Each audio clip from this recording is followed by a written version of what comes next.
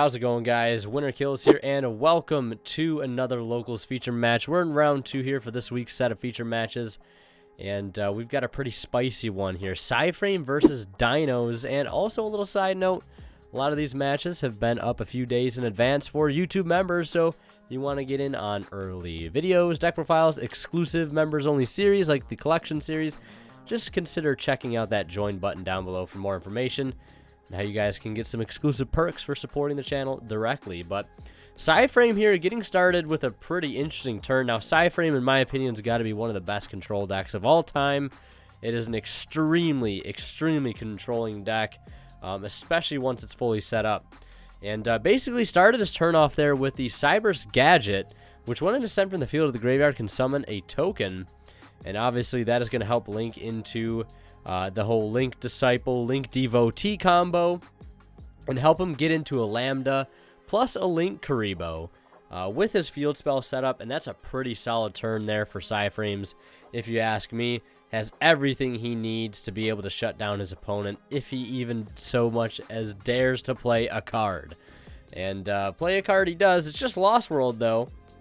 That'll actually do it for his turn, and he'll hand it back over to our Psy-Frame player here, which, as you might have guessed, doesn't have the most aggro boards in the game. It's sort of like waits to see what you do, negates the hell out of it, and makes big synchro monsters, and just controls the game from there on out. But he's going to normal summon the Nemesis Umbrella and swing in for some damage. Now, keep in mind, all of his monsters are down by 500 because of Lost World, so Link Karibo will not be able to get in on the action here since he does only have 300 attack, but it's not that big of a deal. But you have Lambda here, which is just huge, probably one of the best cards to ever be printed for Psy-Frames. You know, getting rid of that whole clause, you need to control no monsters. Lambda says, you know what, I got you, fam. You can have me on the board. You can have as many monsters as you want in the field, and you can still use those Psy-Frames all day. And our Dino player setting a back row and passing, and our Psy-Frame player is just going to keep playing along with it, keep swinging in for 22 every turn. Because eventually, you know, that's just going to be game. You got 2 more turns at this rate, but there's a Kaiju. And that will get rid of the Lambda, which is pretty good. Lambda, you know, one of the main pillars of Psy-Frame. So losing that to a Dogoran is going to be pretty rough. And not to mention, it is going to trigger Lost World since a Dinosaur was a normal or special summon. So that's going to put another monster onto the field of our Psy-Frame player here. Another token. And if you can swing into that with something, of course, it'll trigger Lost World's other effect to be able to destroy Dinosaur from deck instead. That nice protection effect. And also, noticing the Nemesis stuff that he normal summoned it a few turns ago. I believe he is teching a small Nemesis engine because Psy-Frame does do a lot of banishing, and sometimes you have to banish some of your most important cards. Most notably, one of your very important extra deck cards in Psy-Frame that is currently limited to 1. So a lot of synergy there with recycling cards like Omega and Driver through the Nemesis engine. So I thought that was pretty cool to see it in this deck here. So we're going to see the Dino player go into battle phase. And he's going to chain Link Karibo. In response, he's going to chain Call by the Grave. And in response to that, Link Karibo is going to activate again to tribute off one of those extra tokens he gave him. And just like that, that Giant Rex will stay at 0. And, man, that Link Karibo just finessed that Dino player, I must say. That was a beautiful move with the Link Karibo. Very cool to see. One of the highlights of the match, if you ask me. And our Psy-Frame player here now debating on what to do. He's got a pretty big monster on the field. You know, you might want to swing in with that since the opponent only has 3,600. But we're actually going to see him commit the normal summon to an Ash Blossom, turn that token to attack, and then switch it to defense with Borosword. He can't respond, so that Ghost Ogre will be useless here. And, I mean, you hate to see it, but the hand knowledge has been gained. Gotta remember, you cannot respond to that effective Borosword that allows you to change the battle position of a monster from attack position to defense position to make it gain a second attack. And now we're going to see him drop, some damage in there by attacking over that Giant Rex for 500, I believe, since the Borosword is currently stuck at 25, and that'll drop another 25 on him by attacking directly, and that will do it for his turn. Big Bad Borosword is in charge here, trying to close out the game. But we're going to see a big funny dinosaur get summoned virtually for free. And with it coming back is the Giant Rex. So, not out of it yet. Only 600 life points left, but not out of it yet completely. We'll see him normal summon another Giant Rex. And it looks like he's going to go for Evolzar Dolka, which is also a pretty good card to have here. But getting around this Borosword is going to be easier said than done. Yes, he does have double monster negate on legs right now, but that Borosword cannot be responded to. So even if he so much as dares to try to even just look at that Borosword in the wrong way, he can turn it to defense, and there's not a thing he can do about it. But we're going to see damage step here. Forbidden Droplet onto UCT. Even though Borosword is at 2,500 attack, that would bring UCT down to 1750, which would cause him to take 750 damage here. And that will lose him the game. Forbidden Droplet, stealing it right there, right from out under his nose. And now before we head into game 2, a quick way you can support the channel. If you're interested in picking up some high quality TCG gear and accessories, consider checking out ImperiumDuelist.com at the link below. Feel free to use my discount code WinnerKills10 off at checkout to get 10% off your entire order and support the channel in the process. Alrighty, so after a pretty back and forth game 1 where Psy-Frame managed to come out on top when things were almost slipped out of his grasp, seemingly clutch Forbidden Droplet there. So let's see what the move is going to be here in game 2. Our Psy-Frame player actually did go first, but passed very quickly to our Dino player, who now has free reign to pretty much do whatever. We'll see Miscellaneousaurus get pitched to start things off. Gotta love Miscellaneousaurus, fair and balanced, everybody. And then we're going to see Fossil Day get played. And we're going to see, I believe, Psy-Frame Alpha or Beta. Forget which one exactly negates spells. Go ahead and pull it up here. It might be Delta. Yeah, that is Psy-Frame Gear Delta. That is actually going to negate a spell and destroy it. And then, of course, do the same thing that Gamma does, obviously. Summon out Driver from the hand, deck, or graveyard. You've got Multi-Threader, Epsilon, you've got Delta, Gamma, Beta, and Alpha. You've got that whole squad. And they all cover a wide range of situations. You know, from, I believe, when your opponent normals or special summons a monster. When a monster attacks, declares an attack, obviously activates a monster effect, activates a spell, activates a trap. So many different scenarios to be covered here. And to make things even better, you know, once it gets paired with the field spell, you get a synchro out of negating these effects as well in the form of either Zeta or Omega. Would actually be pretty cool to see Psy-Frames get another synchro in the future to help make up for the fact that Omega is currently at 1. Maybe, I don't know, as I'm recording this, I don't know if there's been announced anything like that, but it'd be pretty cool to see it. Even though I absolutely hate playing against Psy-Frames, it literally feels like the closest you can get to playing against, like, just actual quicksand is what it feels like. So, our Dino player here, popping some babies. You know, Ovi pop baby to summon baby. Baby summon the Giant Rex. The Relinquish Anima will get summoned, and then we're going to see him link off the Giant Rex and the Anima into maybe Reprodocus here, if I'm thinking correctly. Maybe Simorg seems like it could be pretty potent here against Psy-Frame, since none of them are wind monsters. They're all light monsters. Yeah, even though they look like they could be wind monsters because how much green is in the artwork of all the cards, but we're going to see Nightmare Phoenix instead. Now, I can only imagine this is probably just to fuel up the graveyard with a lot of non-dinos for double evolution pill. That's my only reason to see, you know, why these, and then we're going to see a Pentastag as well. Perhaps trying to slam a lot of damage on via piercing. I think that's what we're trying to set up here. Yep, and it looks like our Psy-Frame player will see the writing on the wall there, and we're going to head into a Game 3 situation. Also, I want to mention now, if you guys are going to be shopping on TCG Player or drawphase.com, don't forget to use my affiliate links down in the description below, because anytime you guys buy cards on either of those sites, I'll receive a small bit of revenue from your purchase, and it does help out a lot. So check out TCG Player, check out Drawphase, links below.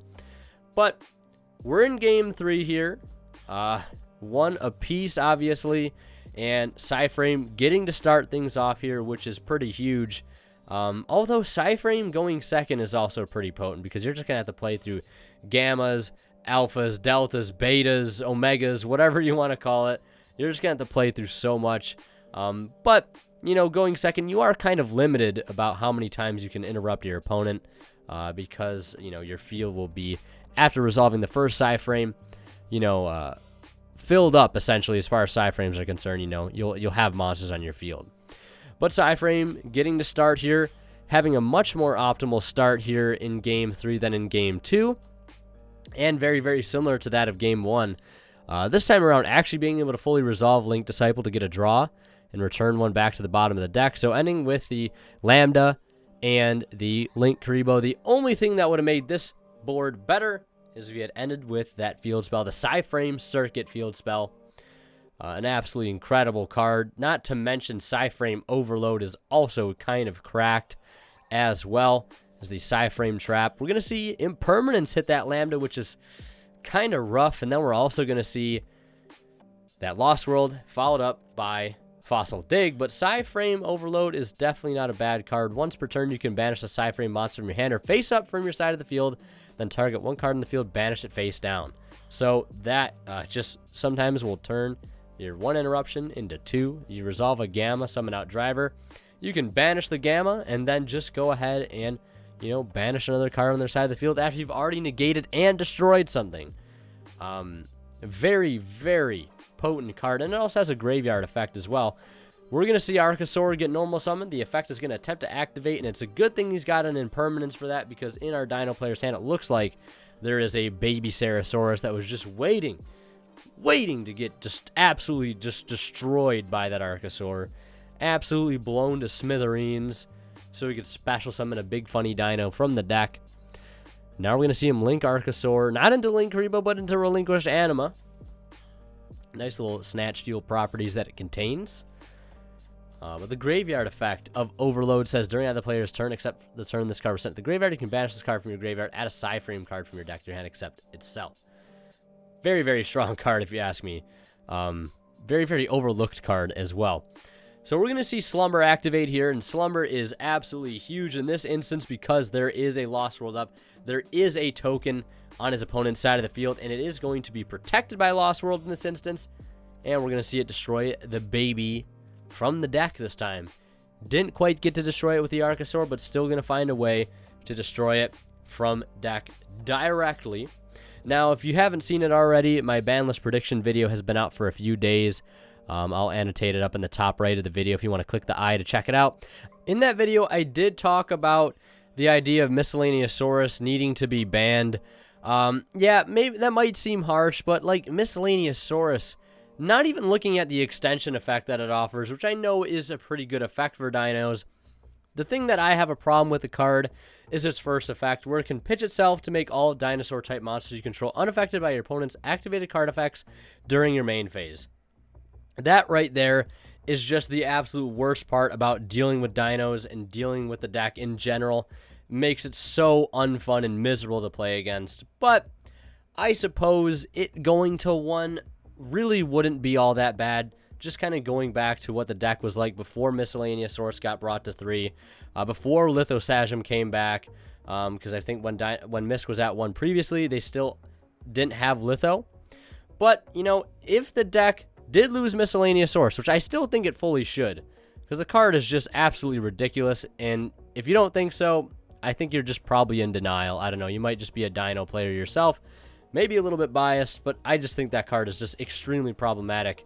Have you read Misk? Like, it's a meme for a reason. The card is just absolutely absurd. Nightmare Phoenix going to come out and remove that Psy-Frame Overload, and we'll see UCT hit the board in the process. So starting to assemble a pretty big field. Link Karibo's going to come in clutch once again to get rid of that Dino token. But man, I really do think, if Dino specifically too, if they brought Litho back to 2, and especially if Calamities is gone, you know, I think Misk going to 0, I don't think Dinos would be left too much. Without too much, I think. I think they would have enough cards to work with. Now we're going to see the battle phase proceed here, and some damage on board for our Dino player, dropping his opponent here down to 62. The Gamma Seal also being dropped by 5 because of Lost World as well. So we drop him down to 62 there. And we'll see Terraforming get played on the start of our Psy-Frame player's turn. Going to go ahead and grab that Psy-Frame Circuit and key card to the deck's core strategy. And we'll see him banish Overload in the grave to go ahead and search a Psy-Frame card. Not sure which one that is. It might be Delta or Alpha. I'm not entirely sure. But probably trying to prepare for a lot of damage next turn. So maybe grabbing the one that blocks attack. And it looks like that's what it is. It looks like it is going to be Beta, actually, that he's activating here. And Beta will summon out Gamma. And that's going to negate the attack. And I believe it'll also end the battle phase. When one monster declares an attack while you control the monster, special in this card from your hand, and one Psy-Frame driver from your hand to deck or graveyard. And if you destroy the attacking monster, then end the battle phase. So UCT is going to get destroyed. He's going to be able to perform a quick synchro because of Circuit. And he's going to go for Zeta, which is going to use its effect on Summon to attempt to banish it and another attack position monster that his opponent controls. But we're going to see a Forbidden Droplet on that. And he's going to discard the Baby Stegosaurus. He will not be able to respond with monsters. So that's going to keep Zeta on the field until the end of the turn. I don't really think that was the best use of Droplet there, but against Psy-Frame, Droplet is just not a great card really to begin with. So, I mean, maybe you just hold on to it, I guess. So the field isn't open for the potential Spell Negator that would potentially be able to stop his Kaiju Slumber in the grave. Which at this point, I'm also not sure, you know, I think it might be best to have Kaiju'd that Zeta before passing turn there, but, you know, it is what it is. Our Psy-Frame player isn't going to do much. He'll just Zeta to open up the field, getting rid of his Phoenix. We'll see our Dino player start with the Double Evolution Pill immediately, and there it is, the Spell Negator, the Alpha, or the Delta, actually. It's the Delta. Delta negates the spell, so we'll see Delta come out alongside Driver, and I think we're going to see Circuit activate again here to go for the Omega this time around. But yeah, one last thing I'll touch on regarding the ban list. I think Misk definitely belongs at 1 or 0 the next list, 100%. I think most people could probably agree on that in some way, shape, or form. But yeah, Dino not being able to do much there, and this is where you can see the Psy-Frame strategy in full motion here, just full force. The engine is up and it is running. Zeta clearing out the Phoenix for a direct 2300 attack from Omega, because remember, Lost World is still on the field. Don't want to forget it, so he'll drop his opponent down to 57. So ahead here in the life point game after a little while of being behind. And then we'll see the Omega activate to return that Overload back to the graveyard. You'll love to see it. It's a huge resource that he'll want for next turn. And now we're going to see the Overload on field banish the Omega and use that to banish the Lost World, because what could have happened there is the Kaiju that he searched could have been a Dogoran, and then possibly have, you know, Kaiju'd after playing Lost World to get a token on the field and maybe made some shenanigans happen there. But now we're going to see Zeta and Phoenix return once more. And he's just going to Zeta again, and that's going to do it for his turn. That's it. Just constantly trying to keep control of the board state and pass it back to the Psy-Frame player. Zeta and Phoenix return, but now he's going to go ahead and decide to swing in here and get in for a little bit of damage. 2,000 to be exact, since it is no longer down by 500, actually, because a Lost World is gone. So getting in for a direct 25, actually. So now we're going to see him play Lost World. And yeah, this is the instance I was talking about. Not what I was just saying a few minutes ago. But so now he's going to preemptively use Overload to clear the Lost World. Because the only reason you play Lost World there really is just because, you know, he does have Kaiju in hand. He knows that. He saw him search one a few turns back. And he's going to get rid of his Zeta in the process. So pretty smart play there to prevent it from getting Kaiju'd, and with it preventing a token from Lost World to be generated. Now we're going to see him normal summon the Animador and Archosaur. Does he have the stop for it? He does. He has good old Gamma there. That's going to negate and, of course, destroy that Animador and Archosaur. And we'll see if he's going to use the quick synchro here. And if he does, what he's going to go for. I mean, he really only has two options, I suppose. If it's Psy-Frame cards he can go into, it would just be Zeta and Omega. And both Omega and Zeta, at least one Zeta, has been exhausted. And it doesn't look like he's going to quick synchro. Instead, he's going to keep one of those on board just to banish with Overload and clear his set back row. And that'll do it for his turn. Just drawing and passing and handing it back over to our Dino player to see if he can do anything. But he's got Overload up. He's got Circuit up. I don't know if there's a whole lot he can do here. No monsters on field to Kaiju too. And you guys have seen this Dino build, you know, in previous matches. This same specific Dino player, which I think was in some of last week's feature matches, plays a pretty Kaiju heavy engine in his deck. And the fact that our Psy-Frame player oftentimes likes to leave no monsters on his field could probably turn a lot of those Kaijus from being good cards to being dead cards. But now we're going to see that Nemesis engine come in clutch. Nemesis flag going to summon itself by returning the Omega to the extra deck. And during your main phase, add another Nemesis monster from deck to hand. So that's going to search out Umbrella. And Umbrella is going to do the same thing, returning a banished monster to summon it. And he's going to return the Zeta. And we're going to see him go into a Link 2 here for none other than Lambda. And Lambda just being so huge for the strategy. We're going to see him use Overload to banish the set by discarding what looked to be, or banishing another Psy-Frame card from hand. Swinging direct for 19. Now we're going to see the Ghidorah come in. We knew he had the Kaijus. It's really just only a matter of time. There's Fossil Dig. And there's an Ash Blossom to say no, doesn't need Delta here in this instance to be able to negate it. And now left with nothing but a Ghidorah at 2,700, staring him down. Will he have a way to out it? No, it looks like not this turn. It's going to do it. And very close. Just needs to make up a 500 point damage difference. And there is the Cyber's Gadget, which has 14. And that is going to be game. So Psy-Frames taking this match in a very, you know, almost commanding way against the Dino deck. And I still think to this day Psy-Frame is one of the best control decks. And one of almost the most underrated control decks as well. My friend there on the left that plays Psy-Frames is quite the beast with it. He's done very well at regionals with it too. Like he's absolutely crazy on the Psy-Frame deck. So yeah, I hope you guys enjoyed. Leave a like if you did. Leave a comment down below. And don't forget to subscribe if you haven't already. We're on our way to 20,000 subscribers, so every little bit helps. And also, don't forget to hit the notification bell if you want to get notified when all my videos go out. So yeah, thank you guys so much for watching. As always, WinnerKill signing out. We'll see you in the next one. And of course, a special thanks to all of our channel members here, and especially our Divine level channel members. And they are Academic Thick, Zors, and Cadillacs84. Thank you guys so much for your continued and generous support of the channel.